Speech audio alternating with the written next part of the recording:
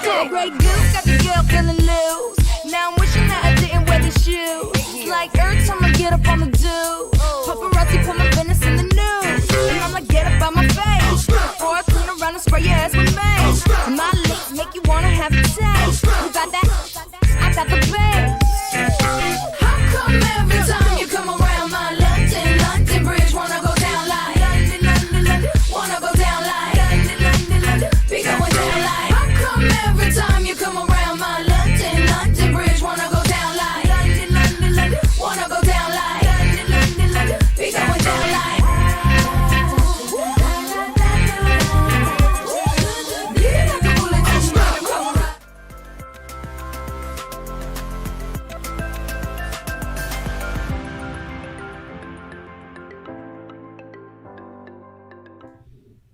And we're back live on the DJ Live podcast. Welcome back, everyone. Yo. Woo!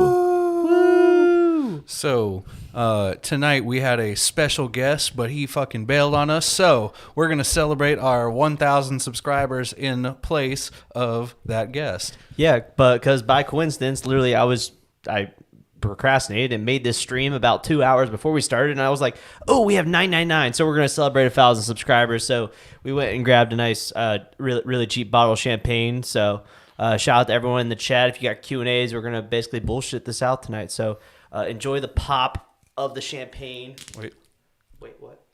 Oh, you gonna do it? Do it? Yeah. Do it? Pop. Popping bottles.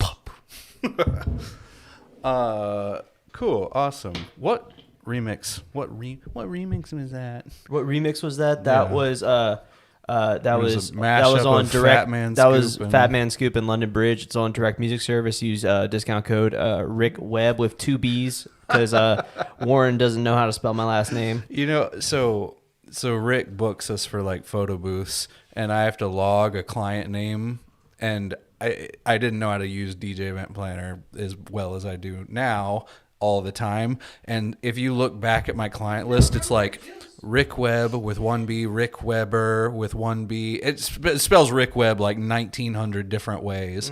Because who cares how to spell it actually? I think that one's even off camera. Yeah. We put a third one up for Christine, who's in the room and could not miss out on it. So I poured her mostly champagne and a tiny. Well, this is for her. So I was just cheersing. I was just cheersing. Okay, cheers. Cheers to 1,000 subscribers. We are now monetized and making 10 cents an episode.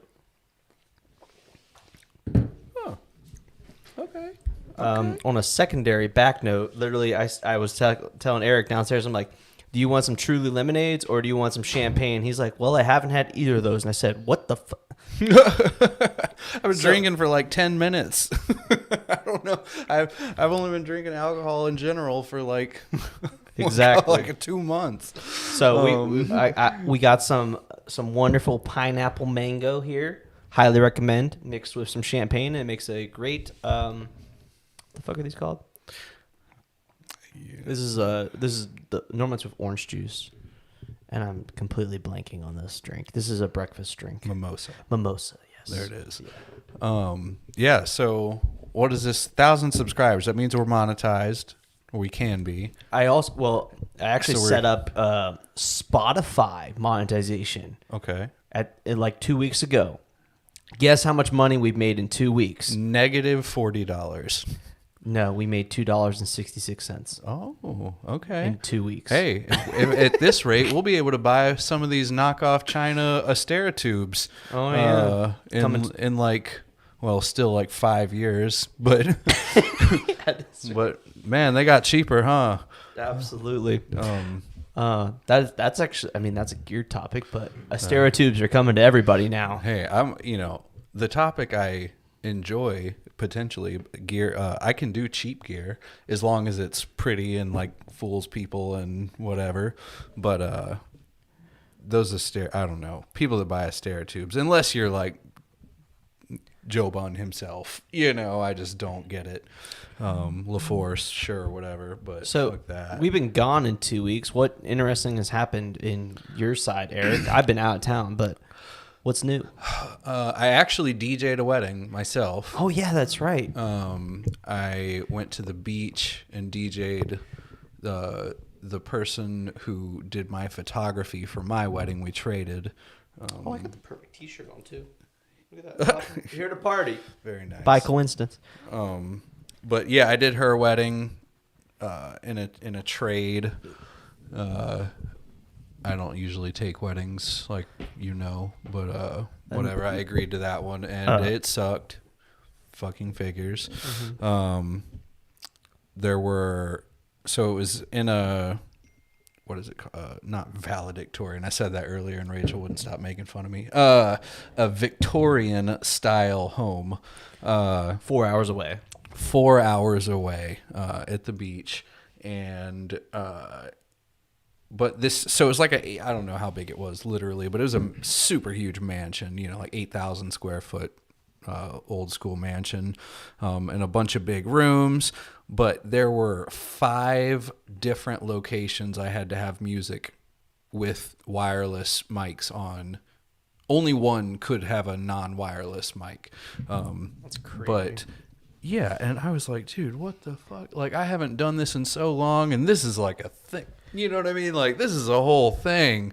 But I guess it was fine. But I was just, and it was formal. Mm-hmm. So I'm in a suit. I don't even wear suits. You anyways. had a tie? You had a tie? I didn't have a tie, but I had I was just buttoned up with a jacket and the pants. But that's a lot when you're, sweating in a fucking at the beach and all these setups and whatnot. That's crazy. She did formal at the beach. It was, but I guess the venue is what spoke to the formal. I fucking guess it was just. And she's great. You know her, but she's cool, and obviously I'm gonna bend over for a friend to do what they want and whatnot. But it was a lot. And then we had maybe 45 minutes of dancing in the end. Mm-hmm. And I've DJ'd for fucking 12 years. Of course it was still, even though I haven't DJ'd in a long time at this point, but of course it was still a rager or whatever, like huge dance party for 45 minutes. And then I cut it. This guy comes up to me and he's like, dude, he was like, do you do this for fun? And I was just being funny. I was like, honestly, no, I don't. And he was like, you could tell he was like caught off guard. He's just some drunk guy. And he was like, whoa. He's like, I'm not going to lie. You have an ear for this. He's like, you got to get into this. And I was like, dude, I've done it before. Like, I just showed up and just rocked that. Like, I'm just like over here with a fucking spaceship DJ controller, and I just happened to guess the right buttons. Yeah, but that's how it works. But it was fun. That was cool. So this one guy, he retracted his statement. But I already saw his question. Basically, he was actually no, I forgot his question at this point. Okay. Well, retractor. He was asking about getting music and said DMS and BPM were too expensive. I tell you one little known hack that people don't know about on DMS, or people just. I'm an explorer of systems, even though I'm sponsored by DMS. So go use my code RickWeb. But all you need to do, because they have an unlimited plan, just jump on there with the lowest plan, right? For 1 month, the lowest plan, I think it's like $20 with my code. It gives you like $20 off. Go through and flag every single fucking song you want to download on that goddamn platform. Next month, upgrade to the unlimited plan for $100. Download every song you need. Next month, cancel. You spent $120 and got every last song you could ever want. There seem to be other methods of getting a lot of music that seem to not cost too much money. I can't remember them off the top of my head. There's a lot. With enough research, I feel like it is possible, though. You're going to have to do your own research on that one, though.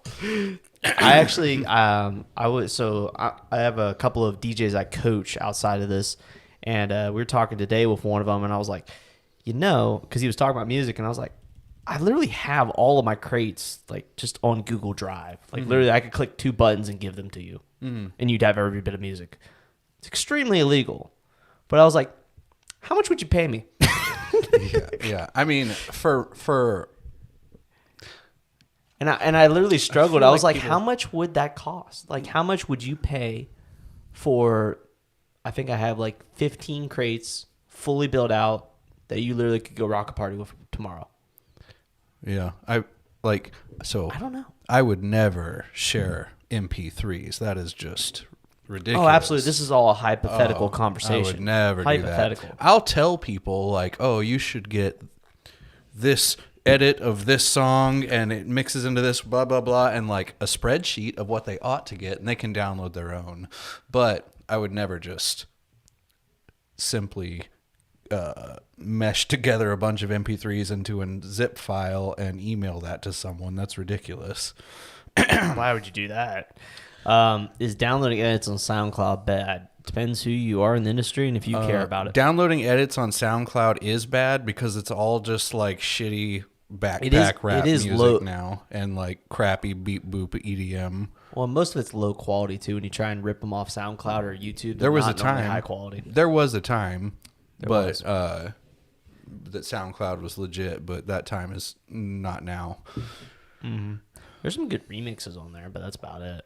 Yeah, I mean, if you do, like, I guess SoundCloud would be like the new age version of crate digging or whatever. What's it called? That's what it's called. Remix digging or whatever. Yeah, whatever. but like, digging for remixes and mashups. Right. If you want to be the only guy with this one remix of whatever, if you care about stuff like that, then hey, my homie, why do you keep retracting? Yeah, I literally, homie, you don't have to retract every message you send. We're all cool here. We're not going to go in on you. Yeah. Except Brian Bass, he's not cool. Yeah, you can retract all your statements, Brian. Yeah. No one wants to hear you say never. All right, so it's about time. I already need to go place an order for Cold Sparks, S4s, some letters and numbers, Ara, Night. I don't even know what the fuck you're naming. Those are all moving fixtures. He's got a moving head in there, and those all. He needs to go to bowflightingusa.com. Yeah, and use a fucking code that I don't know. Well, no, normally there's a discount codes built into it. Look at the quantity minimums. There's built-in discounts to every single product on the platform unless it already meets the weight criteria. But there's a weight criteria that for some reason when you're shipping stuff from the factory in China, if you're below a certain weight threshold, I think it's like 21 kilograms or something like that. If you're below it, the shipping price is ridiculously higher. So if you order enough lights or product to meet that weight requirement, we give you like 20% off. That's like the difference. It's crazy how much the shipping markup is when it's below that weight threshold for some unknown reason. So on April 1st was 1 year officially, like 12 full months of the new DJ companies for both New York and New Jersey for me. Party. Or whatever. Shout out to Greg, who is in the chat, by the way, for being partner Greg on one of with these. 2 Gs. But both have crossed 6 figures in total revenue, by the way. That is not a profit number, but in total revenue, both have crossed 6 figures. When you say they've crossed revenue of 6 figures, are you talking since they started they've crossed 6 figures? Like in the last April, 12 months? April, Or it the did not project- exist. That's what I'm saying. So what I'm just saying is that they've crossed 6 figures. Are you saying they're set to make 6 figures this year, or they've done 6 figures since they started? Well, the answer is yes to both, honestly. Okay. But I hadn't thought about that in detail. I'm like looking at the graph for 2023's income. That's what I know. You normally look at the projected revenue for 2023. Yeah, well, I just measure it by the year, but yeah, like the first year has money made separate than what I'm talking about, and then 24 also has separate money than what I'm talking about for both. But either way, it's crazy because if you think about it, because the whole thing is kind of like a template, you know, like it's good cookie cutter. Cut, apply. It really was like we've got it down, and the difference between the New York one and the New Jersey one. So the New York one was a brand new company from the ground up. We made a website. We had, we went on Fiverr, got the logo. we did everything, right? 0 reviews to begin with. And then up next to New Jersey, which was current company, already established, just brought it to New Jersey. And we also put a lot more money behind the New Jersey one. But, man, that shit will make you burp.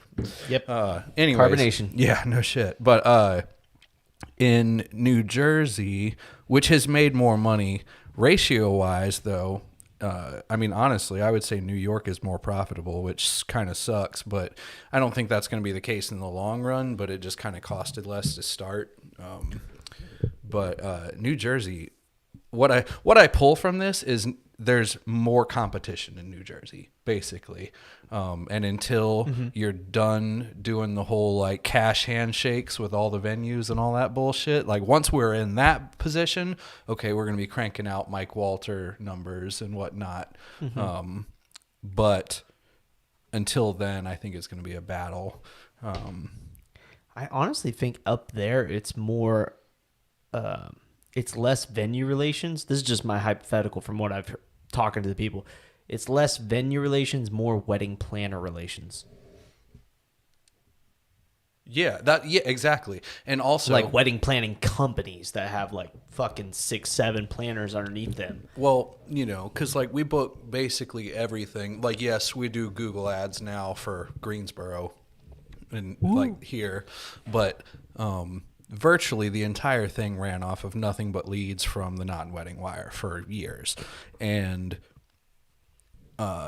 obviously, now that I see these numbers, you can see how many we're booking because of referrals. You know, because we're not, I mean, that's what we're booking. Yes, we are still booking from the Not in Wedding Wire and a lot. However, you know, you can trust this branch is a lot bigger than those 2 branches. You know what I mean? Your profit margin on a referral is exponential in terms. It's 100%. Unless you're one of those fucking cocksuckers that pay people. Yeah. Which sure. I mean, power. Actually, I retract my calling you a cocksucker, because to each their own. Yeah. And I will pay for that, given the right circumstances. But if someone like approaches me and is like, hey, like I've got some clients, like give me a kickback, fuck you, you know, like, but you know, we have plenty of like vendor agreements with venues and whatnot. When you first started out, did you do stuff for free? I did stuff for very cheap. Yeah, I mean, if you may as well call it free. Honestly, yeah, it depends what it is. Yeah, absolutely, we did stuff for free. I DJ'd people's weddings for $300. I remember I charged someone $300 to DJ their wedding. I brought a facade. I brought uplights. My uplights were plug in the wall because I didn't know. You know, I didn't know anything.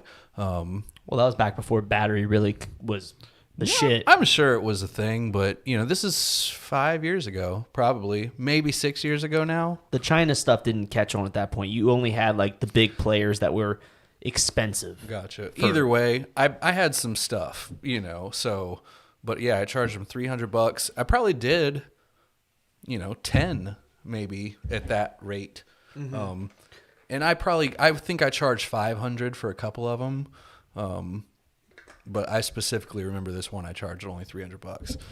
The only things we really discounted, we came in at a low price point, but also it's amazing to think of the magnitude the price point has changed for a DJ in our area in the last like 4 years. Well, COVID accelerated it, but COVID in general, accelerated everything. In general, sure. Like I think when I came down here, we were charging an average of like $1,000, and like now it's 2.5, if not more. It's just crazy how fast it's accelerated. Yeah, I mean our 5-hour wedding reception and ceremony with dance floor lights, like your average package, used to be $699.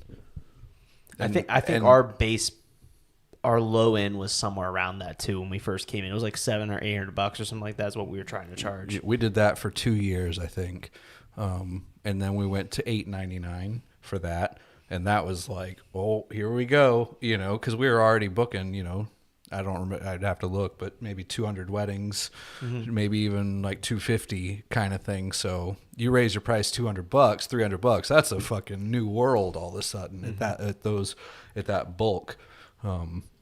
Now we charge $1,200 for like a 4-hour basic reception. We'll do 15 or 13 for that package that I was just talking about.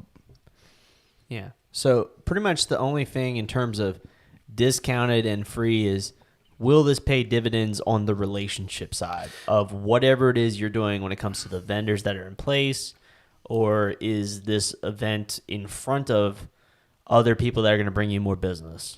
Yeah, I mean, the thing is like, so like, for example, for the New Jersey company, we're much more willing to cut deals up there right now because we're brand new. You know, like we need to get our feet wet with all these vendors and these venues. And as long as we're not losing money, you know, if we can pay the labor on the gig and maybe make a little bit, if we have the availability, especially like, okay, maybe not on an October Saturday, but like on June. On a non-peak date. Yeah. Okay, we're much more willing to bend if you're going to at least be honest about your budget. I probably won't like, you know, not like race to the bottom status, but I might end up moving to Texas, want to start Dow Midwest. I actually do. That would be awesome. Going in there with LaForce next.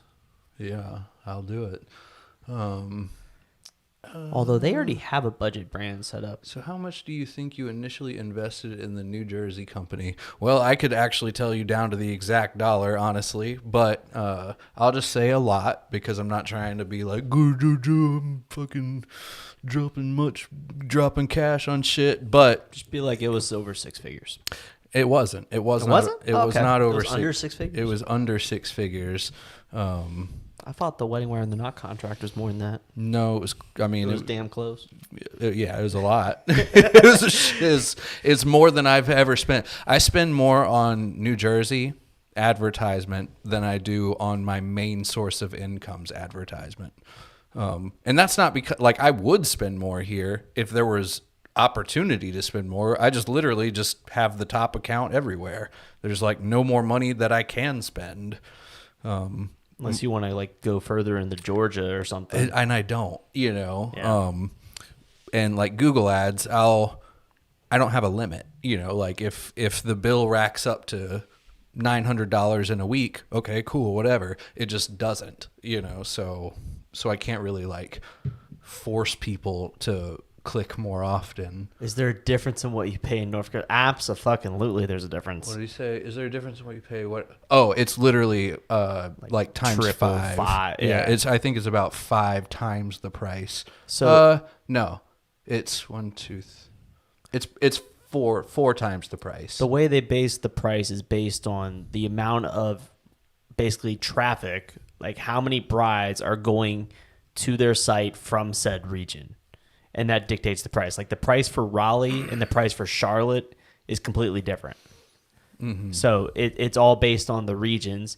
And if you guys don't understand that, talk to your Wedding Wire and the Knot rep, because every state has like 2 to 4 to 5 regions. I always laugh at the people on Facebook that are talking about Wedding Wire and the Knot. They're like, my rep told me that it was going to cost me $300 a month, and I'm like, motherfucker, like that's one even, wedding.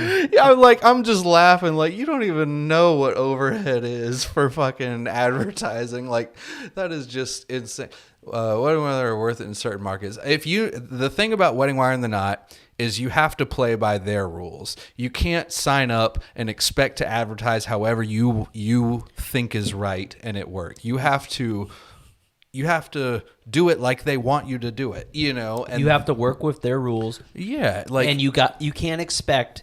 So it's not like a referral. You're not going to book 90% of them. It's a price 70% of them. It's a price battle. And you also have to look better than everyone else. You can charge more than your competitors, but you have to look that much better. Have that many more reviews, and better pictures, because these people don't know you. You know, so it doesn't matter. It's not like you're, you know, like SCE, or it's not like you're David Guetta to them. You know, you're just some dude, and all they see is the stats. You know, like, oh, this DJ charges $1,300, this DJ charges $1,500 for the same thing. That's all they see, and they're like, oh, well, the $1,300 DJ only has 50 reviews.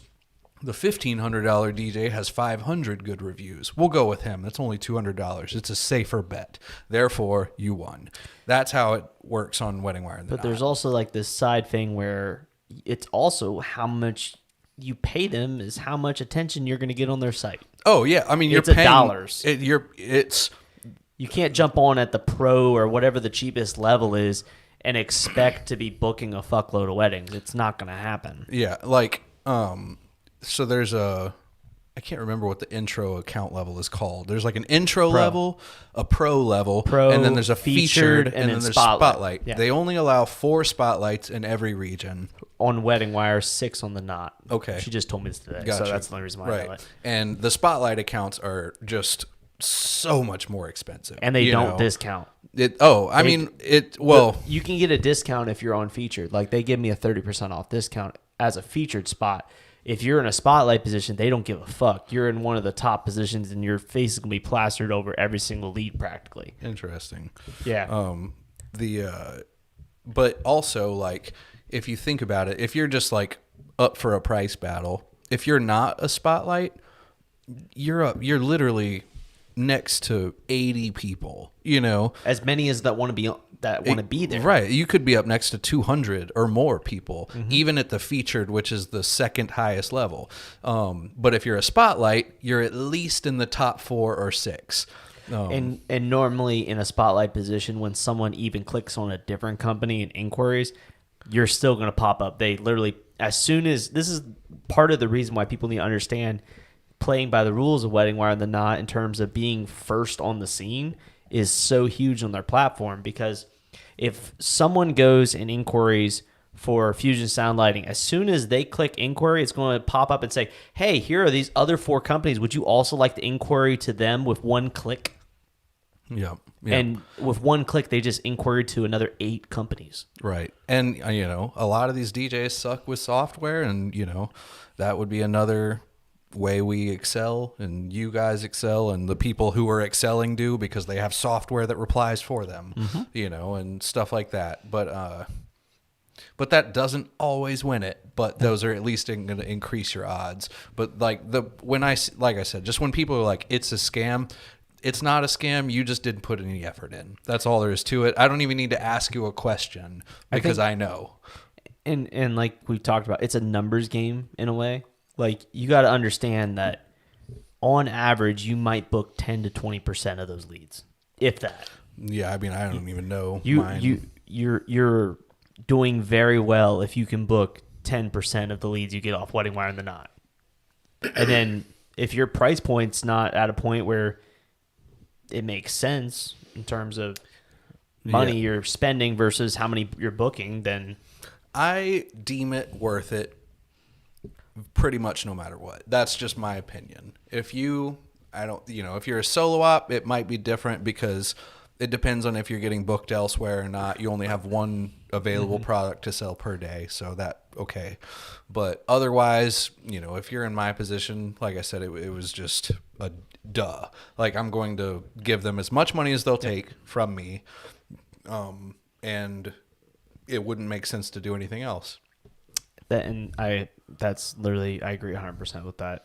Most solo ops can get away without having to pay for Wedding Wire and the Knot. Well, you know, you get those fucking douchebags that are trying to act all superior on their white horse when I say I advertise, and they're like, people make a Facebook post like, where are you advertising? You get the dude on there that just says word of mouth. It's like, okay, dude, that's not... You didn't contribute anything. Here's your fucking cyber cookie.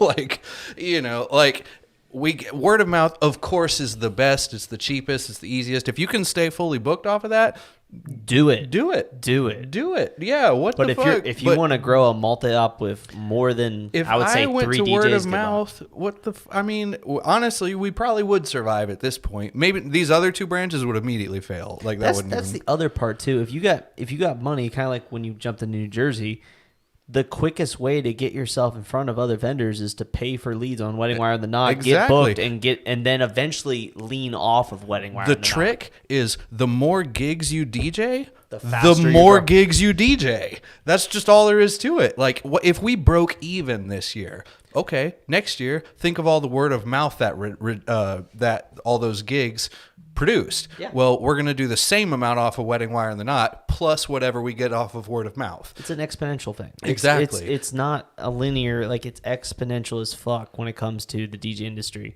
I really wish that dude would quit retracting his messages. Yeah, I know. That was I just super weird. I go to read in and I'm like, what did he say? So what else we got in here? Talking about reviews, what are some tips you can give for getting reviews? Yeah, I can talk about that. Go ahead.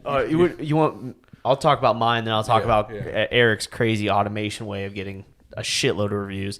The simple way, if you don't have all the automation tricks, was just to incentivize people to leave reviews. So after surveying them and making sure they were going to leave a good review, hey, here's $20 if you go leave a review on Wedding Wire, the Knot, Facebook, and Google. Let me know when you've done it. And that's how we got all 100. We literally almost had everybody leaving a review practically. Which one's mine? So that's one way to do it, is to incentivize them to give a review and basically say, as a thank you, I will give you a $20 gift card on Amazon, which takes you 2 seconds. Grab their email, click checkout, and $20, and you got 4 reviews on 4 sites. And if they don't put it on all 4 sites, you just don't give them the fucking gift card. I do agree with incentivizing someone. I don't agree with, I'll call it paying for reviews. Technically, that's not paying for reviews, but that is paying for reviews. It's paying for reviews. Okay, Absolutely. well, I'm trying to be nice because you're my friend. However, that is paying for reviews, and I don't agree with that. Because you can incentivize people without losing money, basically. If you're a multi-app. Sure, I guess. Not. It started off. Yeah, the way I word it, what I'm about to say would be only multi-op. When we started out, it was just me and Marcellus, and it was really hard to pull that card. Except for Marcellus's gigs. So go ahead and tell them what you did. Yeah, all right. So, and I'll go down the rabbit hole, but in a nutshell, if, like what Rick was saying, if you're going to incentivize people, you can always tell them, like, oh, if you don't mind, go leaving, first vet them, make sure they liked you. Absolutely. Have a survey first. Yeah. I mean, even if you did a good job, brides Still can survey. be psychopaths. Still survey. It is what it is. But if they're like, you were great, whatever, be like, oh, if you go leave us, for every 5-star review, we give our DJs a bonus, something like that. So Yep. the person who had that DJ thinks by them going online and leaving the 5-star review, they're tipping basically without actually losing money for themselves. So it's like a win-win. And that was always how I did it. And just for reference, as soon as we hit 100 reviews, we switched over to that. Gotcha. Because we have 5 guys now, and right. Other than myself is the only one that's like, it's hard to pull that card on. But I feel like reviews are kind of like one of those, like, like once you hit 100, you're in like a new bracket. Mm-hmm. Once you hit, 1,000. I wouldn't even say 1,000 because 500. Even 300 or 400, that's a new bracket all of a sudden, But you definitely need a recent review at all times. Because if you're stagnant, if you don't have a review for 6 months, any younger bride is going to be like, oh, I can't find anything recent. That all they're going to read is the recent ones. We've gotten shredded before, on Google and blah, blah, blah. But it's only if it's recent does it ever impact anything. Yeah. Like those reviews don't matter at all. And honestly, 1-star reviews, I always say this, 1-star reviews put hair on your chest. That'll kick you into fucking gear of figuring your shit out. And also, those low reviews, as long as you respond to them in a professional manner or a funny manner, if you're Eric, to the point where if a bride does go find them, they're like, oh, well, they're better now, or oh, that wasn't their fault. I'm looking some up, so I'll circle. He's got some great ones in there. I will say, so when you respond to a bad review, the philosophy is So the person who left you the bad review, they already hate you. Who fucking cares? You know what I mean? Like, just, you're not talking even to them, even though in the review you sound like you're talking to them. You're talking to the reader.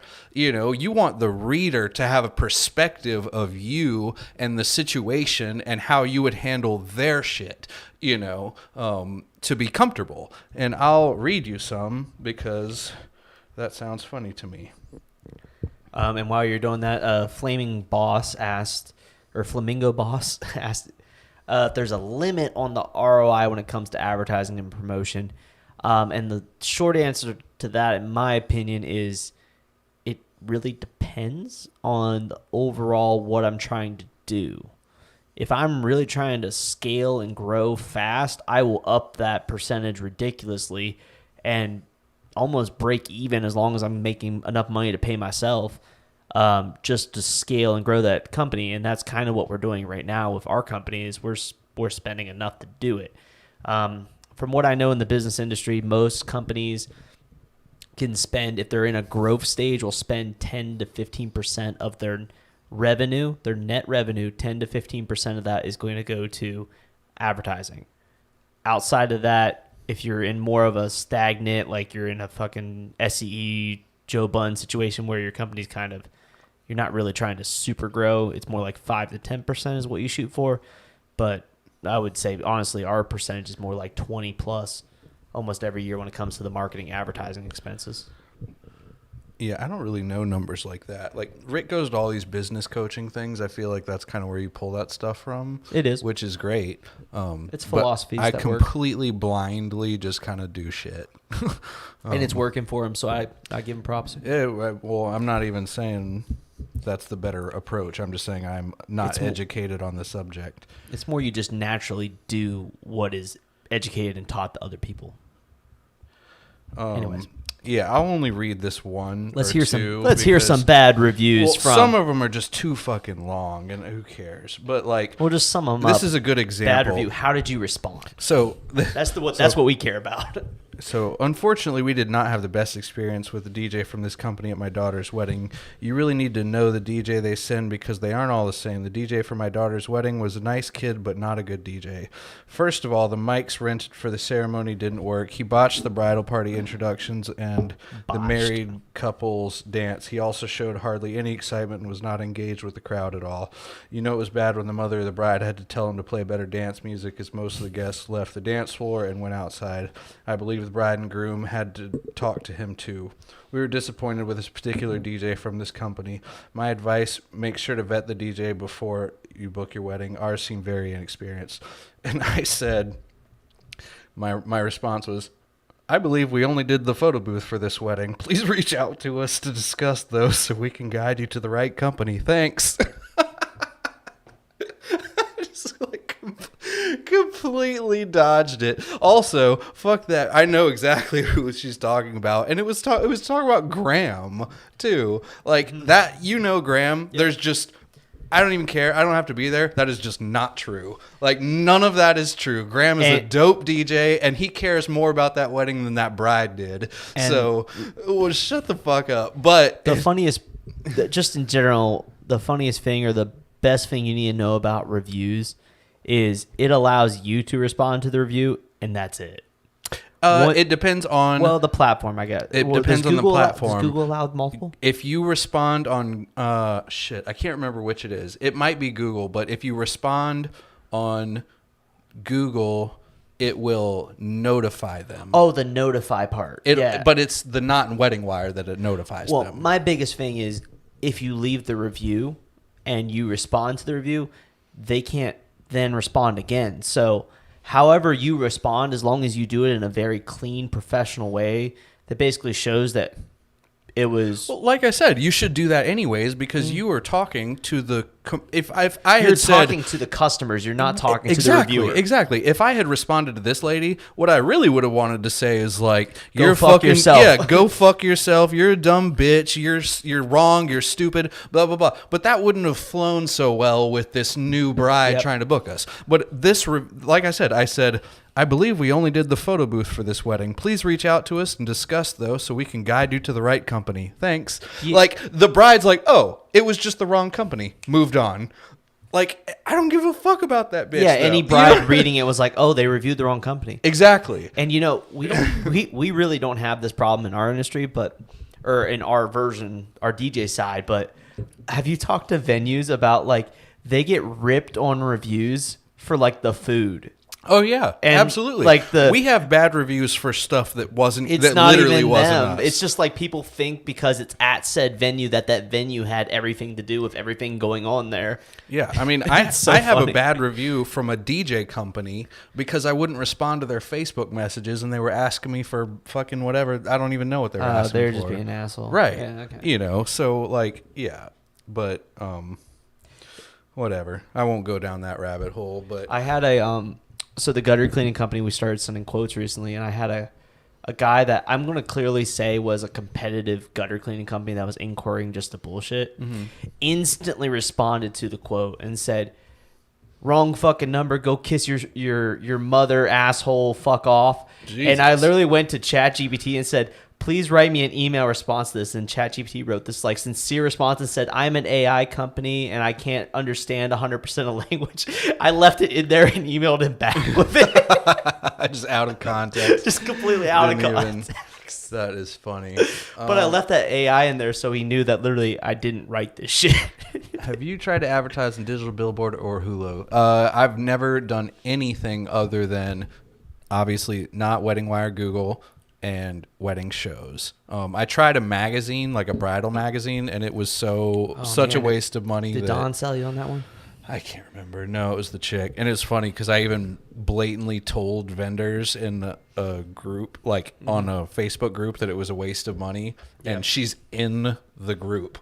Like the owner, Triad, whatever. Jennifer or whatever? No, Jennifer's a different. She's a whatever. Yeah, I don't know. Different people. But it was a waste of money, so whatever. Questions, put it in the chat. We want to hear you guys' questions on this I feel like there's amazing a bunch show. of stuff in the chat. Amazing show. Wow, you know we're having fun when we're 42 minutes in. I haven't looked at the time once. I haven't either. With no guest, man. Maybe this is even easier sometimes. Currently in Nebraska, considering moving to a warmer climate. Any advice in moving and relocating the company? Have some money saved.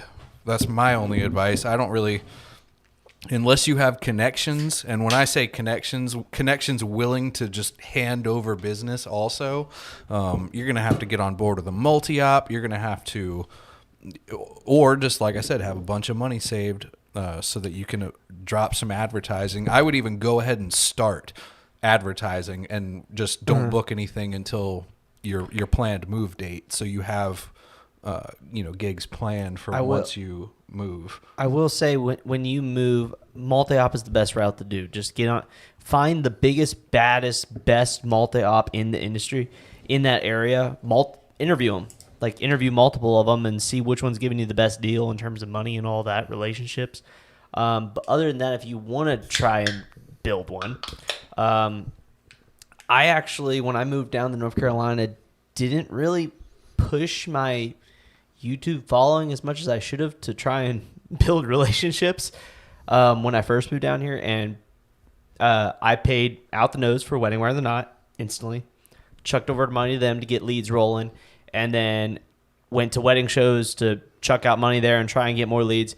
But the wedding shows, I was just brown-nosing the fuck out of every DJ company there to try and get them to give me a few gigs, and it worked out pretty well. Yep. Rick actually told me how many YouTube followers he had in the first conversation we ever had, and I remember that.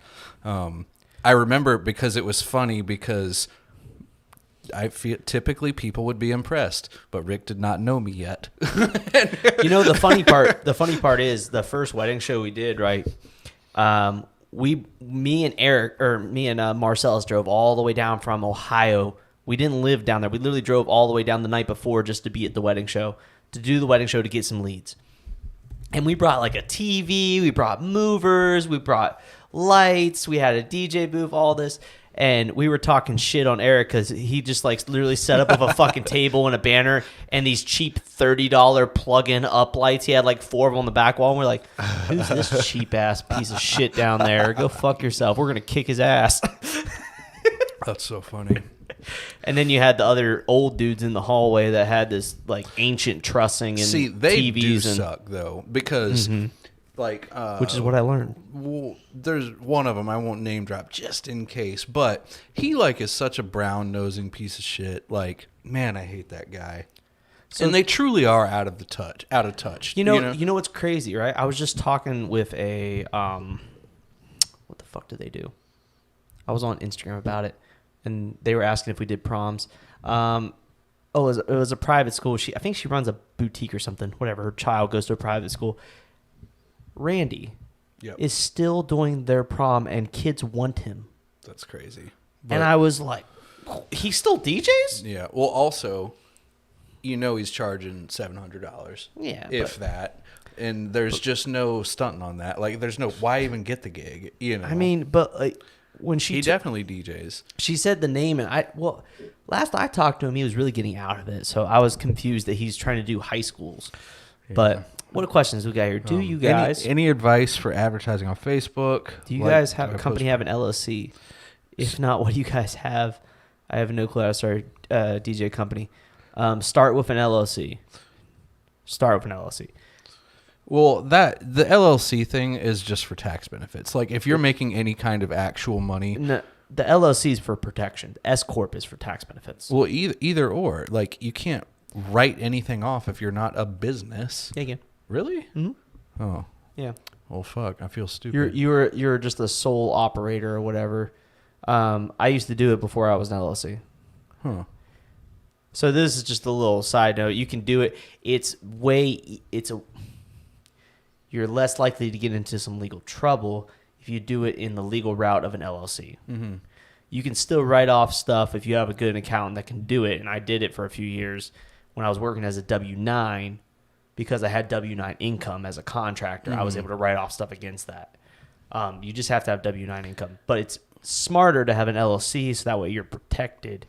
Now, when you hit $40,000 or more in profit, talk to your accountant about an S Corp. See, so right there, I don't know specifics about taxes. I do know that the second you're making any kind of real money with a business, you need a CPA that can tell you what to do. Exactly. Whatever that may be, listen to that motherfucker because they know what the deal is, and it's worth the money. It doesn't matter. If they cost $1,500 a year, you'll make that money back times 5 because of the shit they tell you. The best investment any business, DJ owner, or just business owner in general is to find a really fucking good CPA accountant to guide you, and then eventually when you start making a lot of money, get yourself a financial advisor as well. Yeah. Dude asked about Facebook ads. I'll read the question. Any advice for advertising on Facebook? Do I post pricing or just like pictures of events? I have no clue what to put my ads for event DJing. To elaborate on my question further, what should your first ad information have on it for the consumer? So what the ad is, so Facebook, first off, I paid someone who knows what they're doing. But the game plan behind Facebook ads, because Facebook leads are trash. Like, if you get a lead fresh off of Facebook, I don't know if your homies ever tagged you on like, oh, Brenna's looking for a wedding DJ. And it's just like, they just tag, DJ Erik. And that's the whole plug. That's worthless. You're not booking that gig. You might book 1 out of a zillion. You know what I mean? But Facebook ads, if you pay someone who knows what they're doing, they basically can link it up to where someone who has been on your website gets tagged with a pixel if they've not filled out your contact form. And those people are swarmed with Facebook and Instagram social media ads until they click the ad and then go back to it basically gets them back onto your website. And then once they fill out the contact form, then they're in your drip. So the goal of Facebook ads is not to, hey, I'm a DJ, book me. Hey, I'm a DJ, book me. It's more to be like, I am a DJ company that can help you, and your goal is to put out educational shit that literally just sticks in their face as to I am a DJ company that is in a or you're a great DJ company, etc. Yeah, you don't want to go for the sale. You don't want to be salesy. As for you asked about should I post pricing? That's a good question because that's like not the right mindset of the ad. Like you basically just want to identify that the person is looking for a wedding DJ. That's all you really want to do. Literally a picture. Some of the best things you can do are like tips and shit like that, just to get their attention. Fuck you, Aaron Strawn. Oh my motherfucking god! 9:50 on the did dot. That on purpose. He's been in here the whole time. You did that. He's been in here the whole time. Anyways, I'll say one of the coolest. We shouldn't things, even have acknowledged him. We shouldn't have. Even though I put him up on my story. He probably got more clout out of it than anything. So I'll give you one thing that's really cool. Did you know about lookalike list on Facebook? Yeah. I mean, I know about it, but I don't want to do it because Dom did it. Okay. You know, like, well, you pay someone who literally is just like on top of it. So one of the coolest things you can do in Facebook, if you go to wedding shows and you get these big ass fucking list of emails, or just in general, you're on wedding right now and I have a bunch of fucking emails. Just you can go into Facebook ads in the ad manager. Don't do the stupid shit inside of Instagram or Facebook where you can launch an ad. Go into a true ad manager's account and you can import in your whole entire customer database and retarget every single one of those fuckers. Yeah, I mean the thing is the pixel works. I think that if you do it yourself, you're setting yourself up to lose a lot of money. If you pay someone to do it, they'll get it right the first time.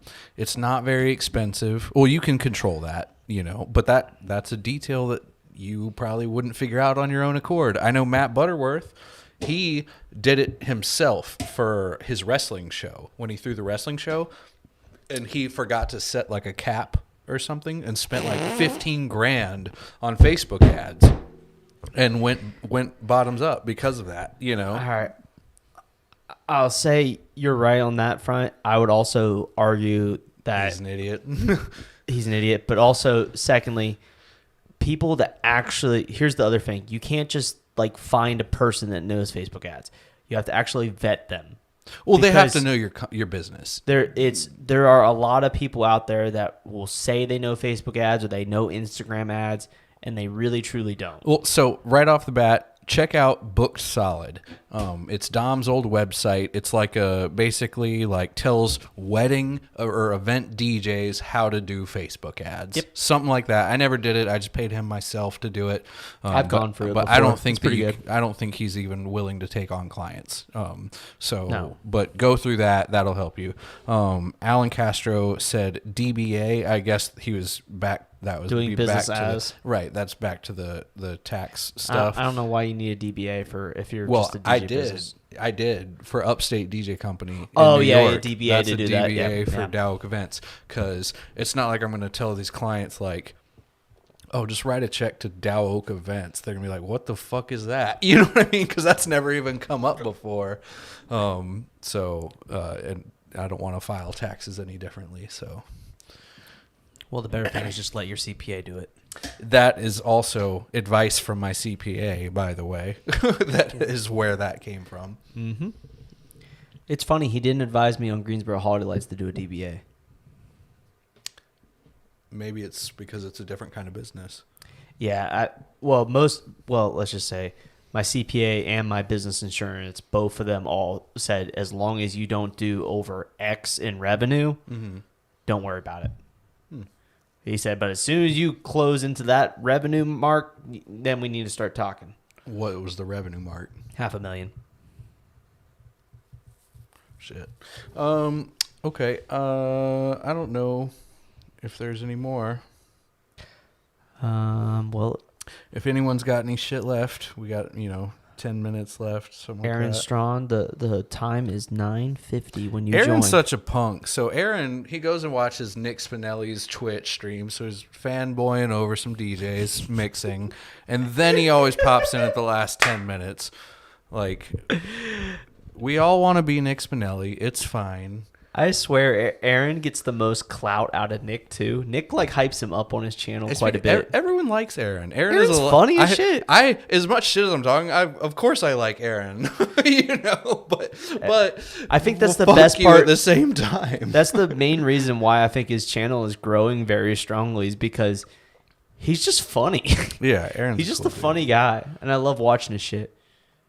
We have Did a you bunch see the DJ Flex 10 review he did? I've actually only watched one video he's ever done, and it was on like a gig bar or something like that. Oh god, dude, he's pumping out some funny content. He didn't actually get a Flex 10 on the release, so he like, I can't remember if it was a piece of cardboard, but he like drew it out. He was going through like, yeah, this fader goes really well. Okay. I was dying. I didn't watch the whole thing, but I just like clicked in to be like, oh shit, he got one. And then it was like a fucking cardboard fake How long do you controller. have to watch for it to like count as a watch? A single Like second? 2 seconds. Really? Yeah. Damn. A view counts there. You shouldn't have contributed. Well, the views don't matter on the ad side. It's all about the watch time. That's why this channel does amazing, because we have loyal people that watch and listen. Yeah, we have friends, Aaron. That's why. Oh god. I can set him up with some worn Nick clothes if he wants. Oh, What? Greg, how do you have Worn worn Nick. Nick clothes? that is an interesting question. I would like to interview Greg to understand why you have worn Nick clothes at your house. This could be an interesting story. Someone said when you first started out, what were you charging regardless, or did you do gigs for free to get your name out there? We already went over this topic. Yeah, but we yeah, did. we definitely were charging less when we started out. I charged literally like $300-$500 for like an entire year. I would say in our market right now, if I was like an intro level DJ and I was trying to like kind of, bottom line, get my name out there, $9.95 would be a really good intro point right now. These days. These days, like back then, we were doing like 600, 700. Yeah, like I said, I literally would charge $500. But you got to keep in mind, The I was DJing 7 days a week. I was DJing at the strip club Monday through Thursday, or maybe some Thursdays I'd have a bar gig or something, and then I'd do bars or a club bar thing Friday, Saturday, Sunday. So I was literally DJing 7 days a week.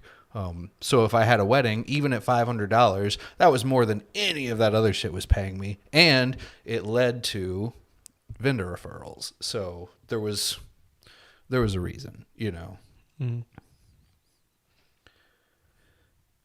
Yeah. Well, I'm I drawing guess some there's blanks. no more. That's fine. I mean, Well, we're 1,000 at the end. subscribers. Yeah. Celebrating 1,000. That's crazy. But don't stop subscribing, because Yeah. now we need 2,000. 10,000. Yeah, okay, 10,000. 10,000 it is. I didn't realize that other podcast was less. Yeah, basically. I was surprised. That unnamed podcast. I'm surprised. That makes me feel good that ours is actually this listened to. I will. I told you it earlier. A lot of podcasts, and anybody that's out there trying to start a podcast right now, my advice to you is to stop trying to replicate another podcast. It doesn't fucking work. I watch so many people in this industry. There is so many DJs since COVID that have tried to start a podcast and they fail on their face because it is a work commitment, but also you have to find a natural rhythm to do the podcast. You can't just stick to a script, and you can't just you can't copy a script from another one because that script worked on that podcast.